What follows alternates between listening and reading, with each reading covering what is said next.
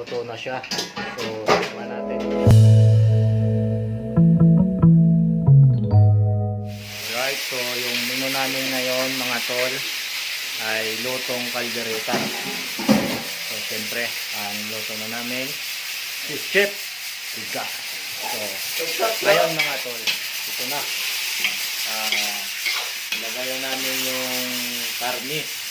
Siyempre, yung una dyan mga tol, yung nilagay namin ay mantika, and then sibuyas at bawang. Pangalawa na yan yung karni. Ayan. Iigain lang natin para mailabas ang tatas nitong kaming baboy nito. Okay.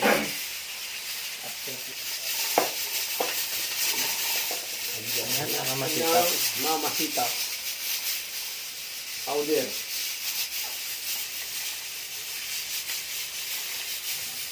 Tapos tubig.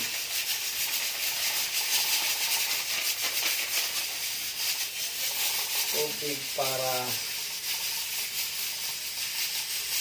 pampalambot sa kanya.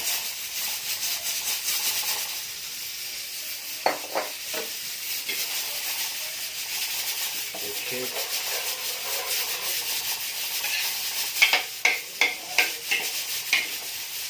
Kailangan lagyan pa natin ng tomato sauce.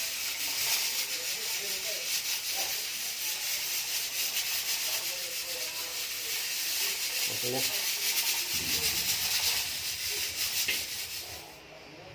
Nor cubes.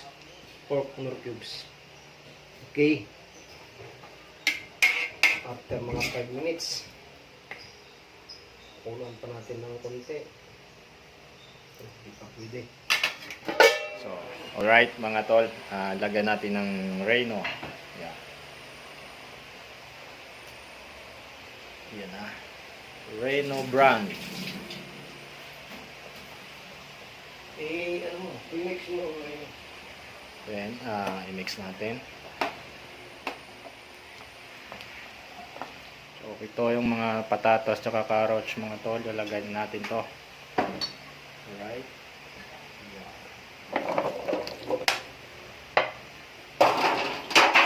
Shake, shake.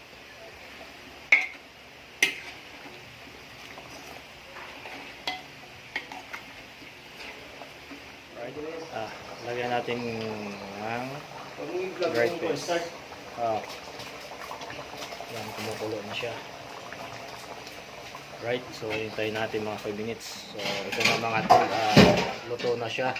So, tikman natin.